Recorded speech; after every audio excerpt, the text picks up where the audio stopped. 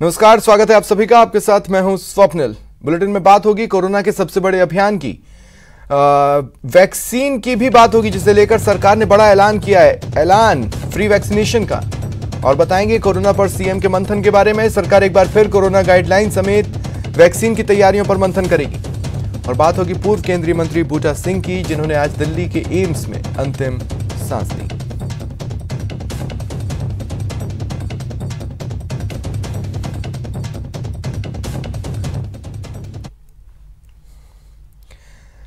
बढ़ते आगे, अलवर में भीषण आग की खबर है।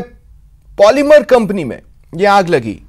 जानकारी मिल रही है कि शॉर्ट सर्किट की वजह से यह आग लगी है खुशखेड़ा औद्योगिक क्षेत्र में। यह घटनाक्रम सामने आया है। इलाके में हड़कंप मचा हुआ है। फिलहाल आग पर काबू पाने की कोशिशें जारी है। ये तस्वीरें देखिए आप अपने टीवी स्क्रीन पर। खुशखेड़ा औद्योगिक क्षेत्र, और जिस इमारत में आप आग लगी देख रहे हैं और धुआं निकलते देख रहे हैं, वो है वीके पॉलीमर कंपनी, जहां शॉर्ट सर्किट की वजह से निकली चिंगारी ने पूरी इमारत को आग की चपेट में ले लिया। देखते ही देखते आग का गुबार दूर दूर तक दिखने लगा। लपटें दूर दूर तक दिखाई दी।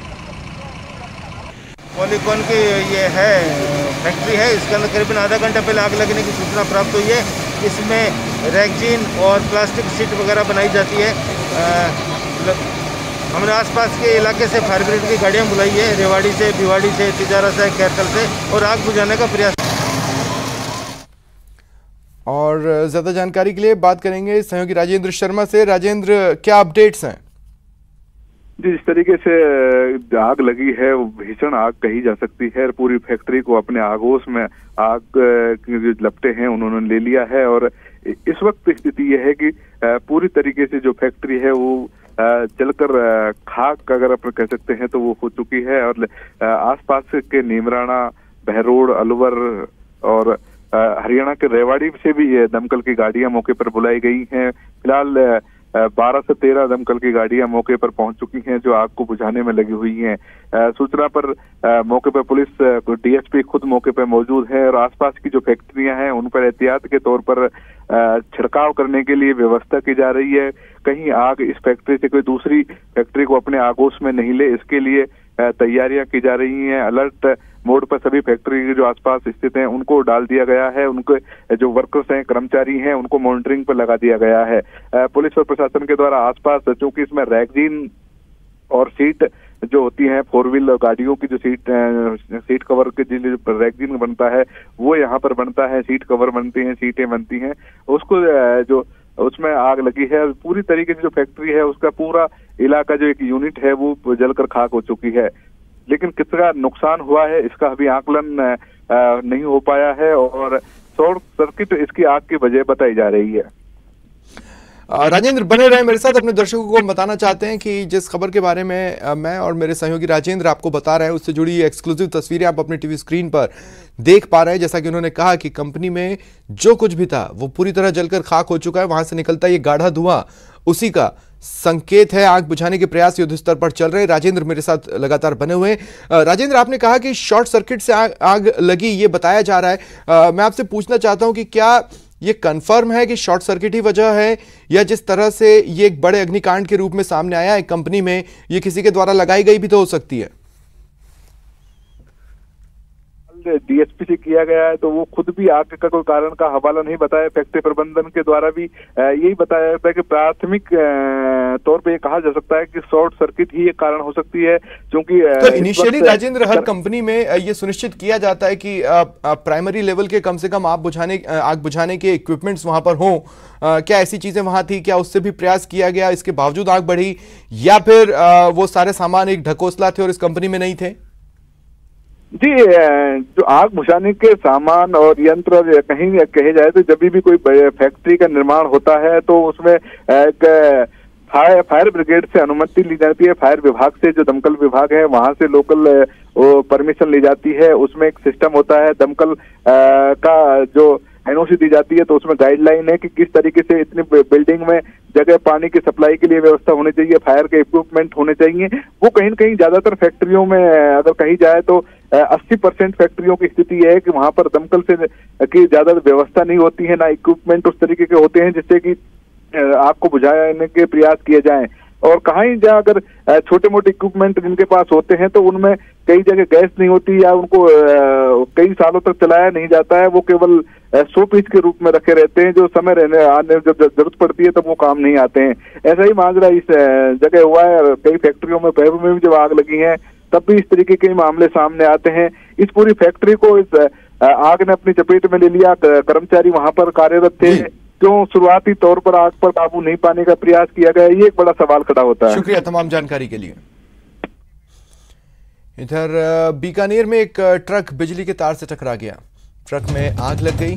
हादसे में ट्रक ड्राइवर की मौत हो गई है। घटना रिको इंडस्ट्रियल एरिया में सामने आई। खबर से जुड़ी तस्वीरें भी आप अपनी टीवी स्क्रीन पर देख पा रहे हैं। एक ट्रक बिजली के तार से टकरा गया, जिसके बाद बर्निंग ट्रक में बदलता चला गया। ट्रक ड्राइवर की मौत की खबर है।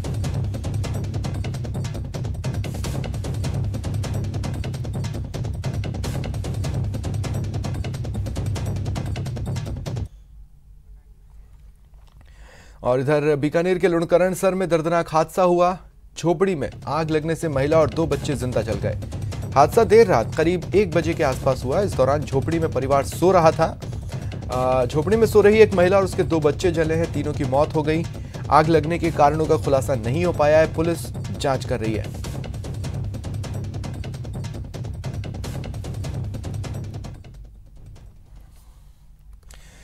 और इस वक्त की सबसे बड़ी खबर है कोरोना वैक्सीन पर। सबसे बड़ी खबर, स्वास्थ्य मंत्री डॉक्टर हर्षवर्धन ने बड़ा ऐलान किया है। कोरोना वैक्सीनेशन फ्री होगा। देश भर में कोरोना वैक्सीन फ्री मिलेगी। उन्होंने कहा कि लोगों को मुफ्त में कोरोना वैक्सीन मिलेगी। फ्री कोरोना वैक्सीनेशन का सरकार का प्लान है।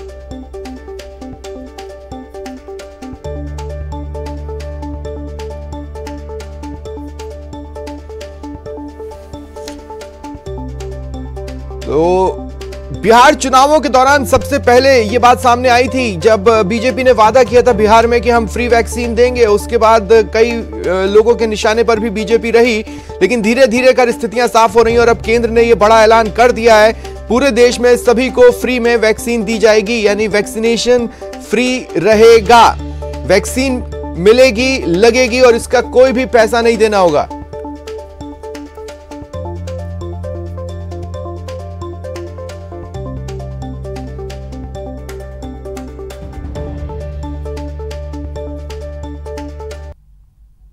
हो ही रहा है, सारे देश में हो रहा है। सर वैक्सीन जो है वो फ्री होगी लोगों के लिए या उन्हें कीमत देनी पड़ेगी? दिल्ली में ज्यादा फ्री है? दिल्ली में नहीं, सारे देश में फ्री है। सर एक मिनट सर, भारत सर हो ही रहा है, सारे देश में हो रहा है। सर वैक्सीन जो है वो फ्री होगी लोगों के लिए या उन्हें कीमत देनी पड़ेगी? दिल्ली में ज्यादा फ्री है? दिल्ली में नहीं, सारे देश में फ्री है। और फ्री वैक्सीन पर स्वास्थ्य मंत्री ने ट्वीट किया है। उन्होंने ट्वीट कर यह जानकारी दी है कि पहले फेज में 1 करोड़ हेल्थ वर्कर को फ्री वैक्सीन दी जाएगी। 2 करोड़ फ्रंटलाइन वर्कर्स को भी फ्री वैक्सीन दी जाएगी। अब प्राथमिकता वाले जो 27 करोड़ लोग हैं उन पर फैसला होना बाकी है।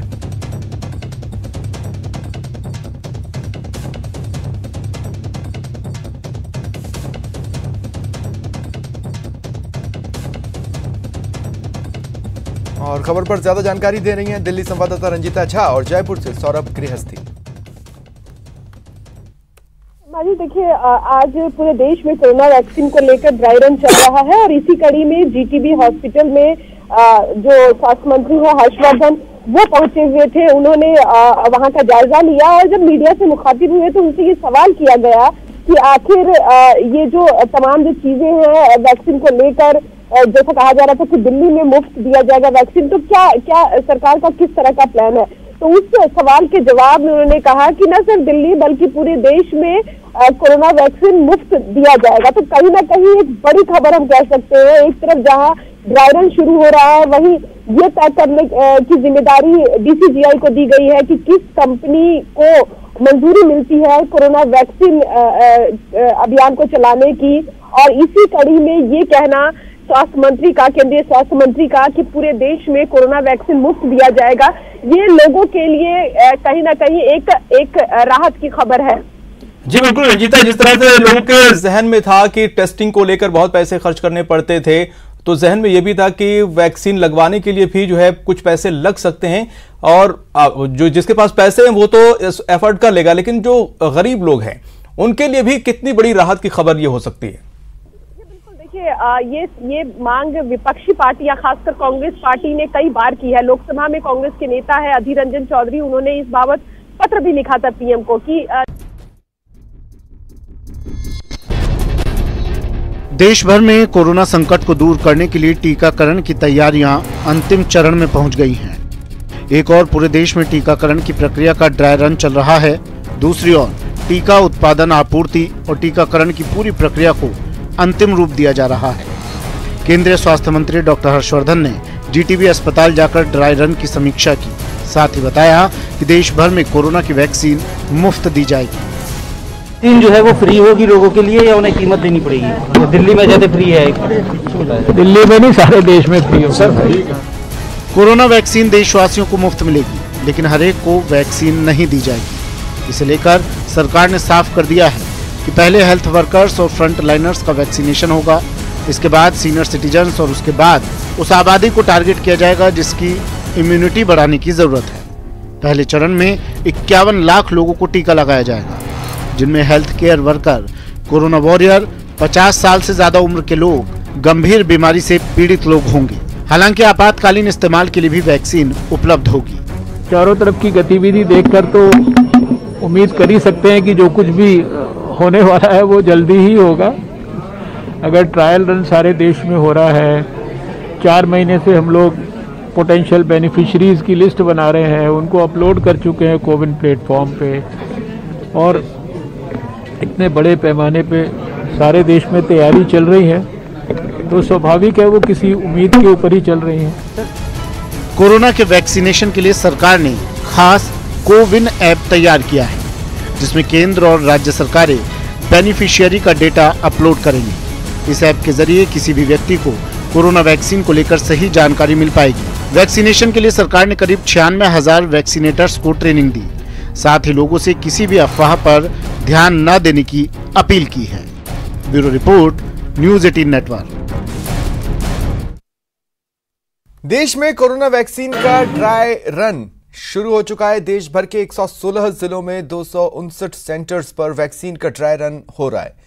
प्रदेश में वैक्सीन का ड्राई रन 7 जिलों में चल रहा है। जयपुर में आज 4 जगहों पर कोरोना वैक्सीन का ड्राई रन करवाया गया है। इसे प्रदेश में वैक्सीनेशन की तैयारियों का रिहर्सल माना जा रहा है। जयपुर में जेके लोन अस्पताल के साथ ही 3 अन्य जगहों पर भी ड्राई रन करवाया जा रहा है। जेके लोन अस्पताल में जिन 25 हेल्थ वर्कर्स को इस रिहर्सल में शामिल किया गया, उनमें से 16 फीमेल वर्कर्स थीं, 9 मेल वर्कर्स। भीलवाड़ा, करौली, जयपुर और अजमेर में ड्राई रन चल रहा है।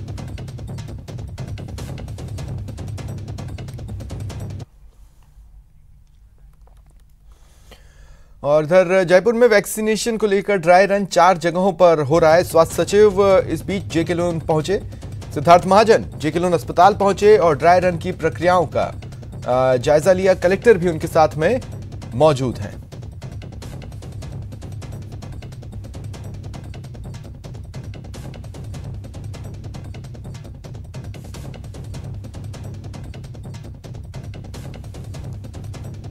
आज प्रदेश के 7 जिलों में ड्राई रन किया गया है और ड्राई रन अब पूरा हो चुका है। इस वक्त स्वास्थ्य विभाग के सचिव सिद्धार्थ महाजन साहब हमारे साथ मौजूद हैं।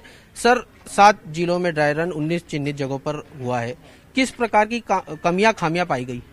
देखिए, अभी तक जो हमारे पास ड्राई रन का फीडबैक आया है उसके अंदर कोई मेजर इशू नहीं आए हैं।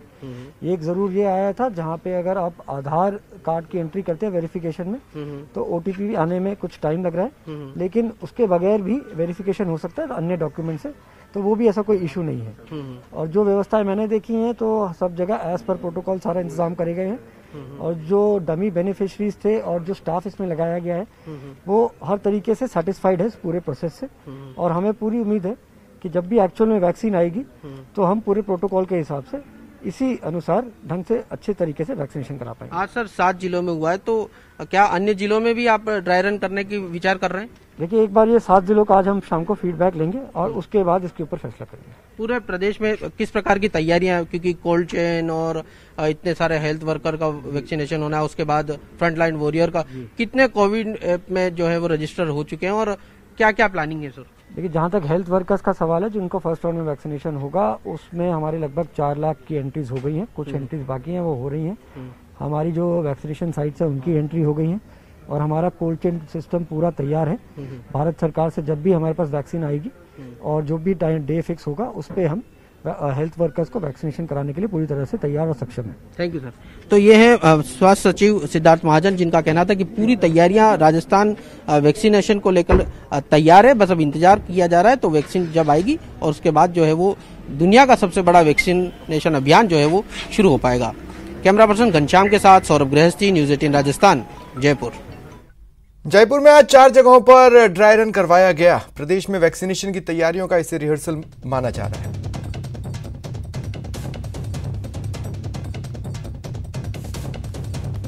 दुनिया के सबसे बड़े वैक्सीनेशन अभियान से पहले देश भर में ड्राई रन किया जा रहा है। राजधानी जयपुर में भी 4 जगहों पर ड्राई रन किया जा रहा है और ड्राई रन में क्या कुछ प्रक्रिया अपनाई गई है वो आपको दिखा देते हैं। एक हेल्थ वर्कर हैं जिनको यहाँ पर बुलाया गया है। किस प्रकार से आपको यहाँ पर बुलाया गया? सर, कल मेरे पास मैसेज आया था मोबाइल में कि कल हमारा वैक्सीन लगेगा और कोविड-19, तो आपको 11 से 1 के बीच में आना है। अच्छा सर, मैं इधर आई हूँ और ये वैक्सीनेशन का एरिया है हमारा। सबसे पहले हम हैंड सैनिटाइज करते हैं, उसके बाद मैं चेक हैंड सैनिटाइजर यहाँ पर पहुँचने के साथ ही, वैक्सीनेशन सेंटर पर पहुँचने के साथ ही नाम जो है वो जांचा जाएगा कि उनका नाम यहाँ पर है या नहीं। यहाँ उनका नाम चेक करने के बाद जो है वो स्क्रीनिंग की जाएगी ताकि टेम्परेचर और क्या कुछ जो है वो यहाँ पर जांचा जाए। उसके बाद ये जो है वो वेटिंग रूम है। इस वेटिंग रूम में जो है वो जो हेल्थ वर्कर है जिसका वैक्सीनेशन होना है वो यहाँ पर पहुँचेंगे और उसके बाद यहाँ पर उनका वेरिफिकेशन होगा कि क्या जो हेल्थ वर्कर यहाँ वैक्सीन के लिए पहुंचे हैं वही जो है वो यहाँ पर हैं या फिर कोई और है। तो उनका यहाँ पर इस प्रकार से ये कोविन ऐप है, इसमें जो है वो नाम ढूंढा जाएगा। आधार कार्ड के जरिए उनका नाम जो है वो यहाँ पर ढूंढा जाएगा। जब ये प्रक्रिया, रजिस्ट्रेशन की प्रक्रिया पूरी हो जाएगी उसके बाद जो है वो यहाँ से जो वेटिंग रूम से जो हेल्थ वर्कर है उन्हें वैक्सीन रूम में जाना होगा और वैक्सीन रूम में जाकर जो है वो वैक्सीन उन्हें लगवानी पड़ेगी। तो यहाँ पर पहुँचने के बाद जो है वो सीधे इस पोर्च में पहुँचेंगे। इसमें यहाँ पर जो है वो वैक्सीन लगाने की प्रक्रिया जो है पूरी होगी। पहले जो लाभार्थी हैं वो अपना रजिस्ट्रेशन हुआ है वो जानकारी जो है यहाँ पर दी जाएगी। नाम यहाँ पर पूछा जाएगा, उनके बारे में पूरी जानकारी ली जाएगी और उसके बाद जो है वो यहाँ पर वैक्सीन की प्रक्रिया जो है वो लगाई जाएगी। तो टीका जो है वो लगाया जाएगा। तो ये एक टीका लगाने की जो एक हेल्थ वर्कर यहाँ पर पहली बार जब पहुंचेगा तो उसे इस प्रकार से यहाँ पर टीका लगाया जाएगा और टीका लगाने के बाद सीधे जो है वो हेल्थ वर्कर को ऑब्जर्वेशन रूम में रखना होगा। करीब 30 मिनट तक जो है वो ऑब्जर्वेशन रूम में यहाँ पर इंतजार करना होगा और अगर तबीयत खराब होती है तो जो है वो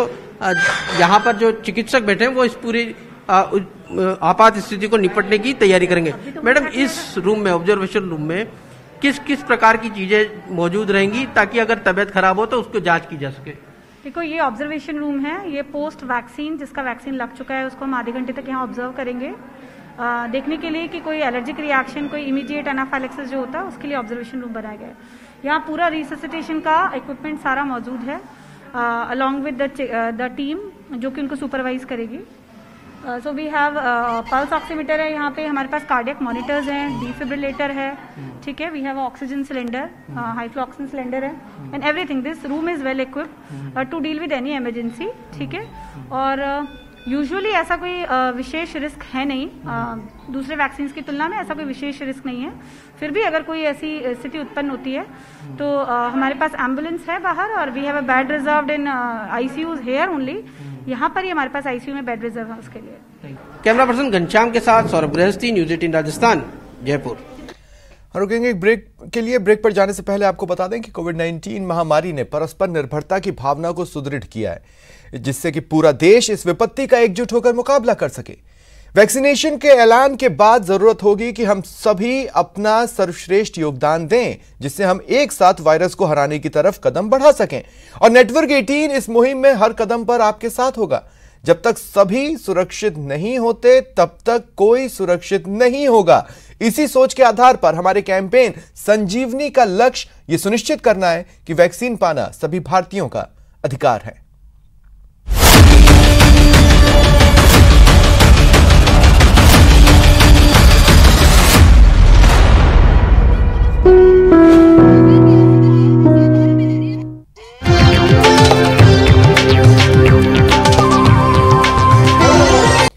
जयपुर से बड़ी खबर है। मुख्यमंत्री अशोक गहलोत आज समीक्षा बैठक लेने वाले हैं। शाम 4:30 बजे समीक्षा बैठक होगी। कोरोना वैक्सीनेशन की तैयारियों की समीक्षा की जाएगी। आज जब ड्राई रन चल रहा है, तैयारियां कहां तक पहुंची हैं, कई जगहों पर जायजा लिया है अधिकारियों ने, वो भी अपनी बात रखेंगे। साथ ही कोरोना के हालात की भी समीक्षा होगी। नाइट कर्फ्यू समेत नई गाइडलाइंस पर भी चर्चा संभव है। आज सीएम नई गाइडलाइंस को मंजूरी देंगे।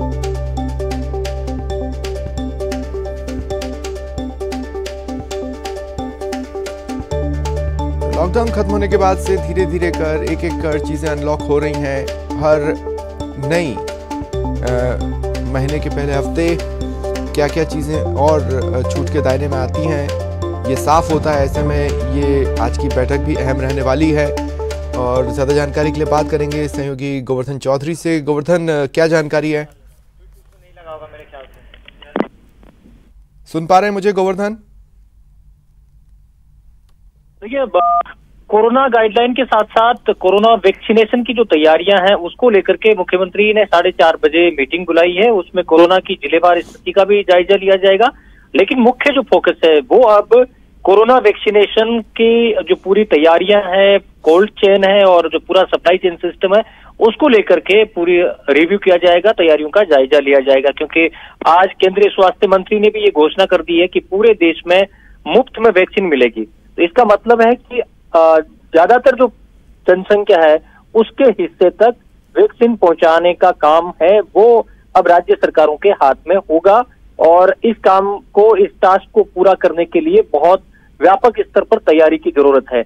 और यही वजह है कि आज से करीब 1-1.25 महीने पहले राजस्थान सरकार ने भी यहाँ पर 2 तरह की कमेटियां बना दी है राज्य स्तर की, जो लगातार वैक्सीनेशन के सिस्टम को, वैक्सीनेशन की तैयारियों की और जो ग्राउंड का इंफ्रास्ट्रक्चर है उसका लगातार रिव्यू करेंगी।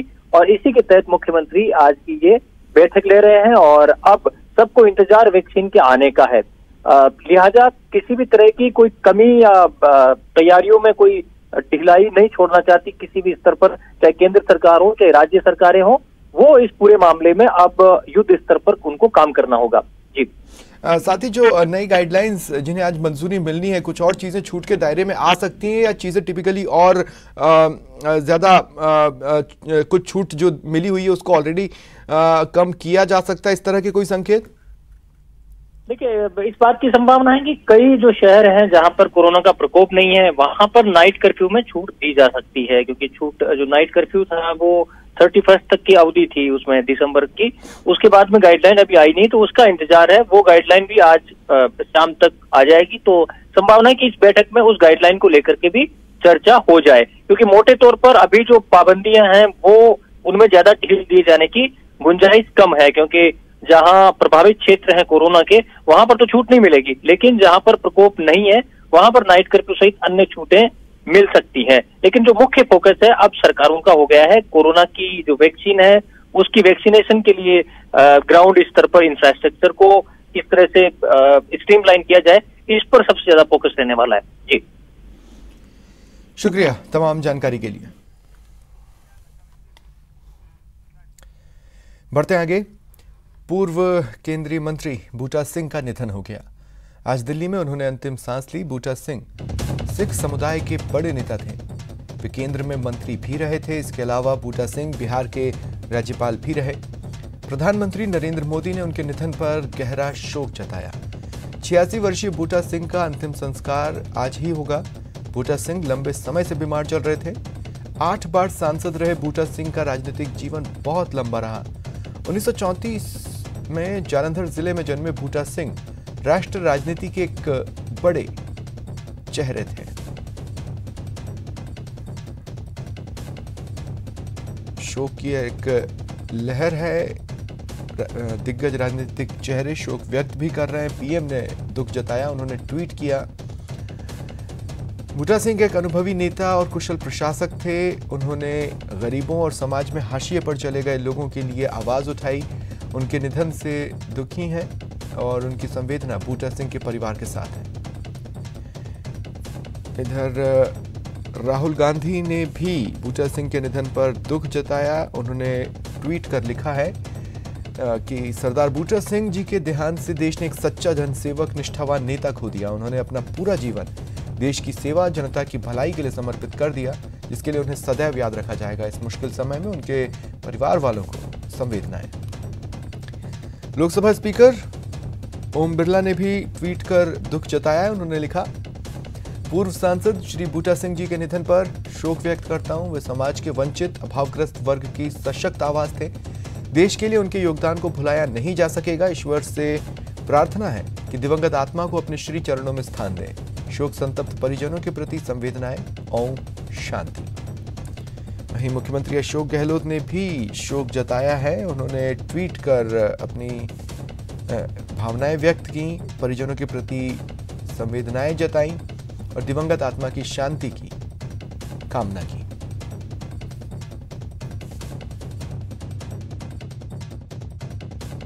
गांधी के करीबी माने जाते थे बूटा सिंह। बूटा सिंह पंजाब में दलितों के बड़े नेता थे। बूटा सिंह कृषि मंत्री और केंद्रीय गृह मंत्री रहे। राम जन्मभूमि विवाद में अहम भूमिका थी। बूटा सिंह के कारण कांग्रेस को पंजे का निशान मिला था। बूटा सिंह 2004 से 2006 तक बिहार के राज्यपाल भी रहे। 1978 से 1980 तक AICC के महासचिव भी थे। पहला चुनाव अकाली दल से लड़ा था। 1960 के दशक में बूटा कांग्रेस से जुड़े। 2009 में कांग्रेस से बगावत कर निर्दलीय चुनाव भी लड़ा था। भारतीय राजनीति में बूटा सिंह जितने कद्दावर नेता थे, उतने ही विवादों में भी रहे। सबसे ज्यादा उन्हें राम मंदिर विवाद में याद किया जाता है।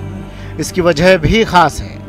राम मंदिर को लेकर भले ही बीजेपी हमेशा मुखर रही हो, लेकिन असल में बूटा सिंह ने ही राजीव गांधी का ध्यान राम मंदिर भूमि की तरफ खींचा था। उससे पहले हिंदू पक्ष सिर्फ पूजा और मंदिर प्रबंधन की मांग किया करता था। बूटा सिंह को राजीव इंदिरा युग में ज्ञानी जैल सिंह के साथ भारत के राष्ट्रपति पद के लिए भी कतार में था। इसके अलावा 1982 में भारत में प्रतियोगिता आयोजित हुई। वक्त ब्रेक का। ब्रेक के बाद देखिए नेताजी का टशन।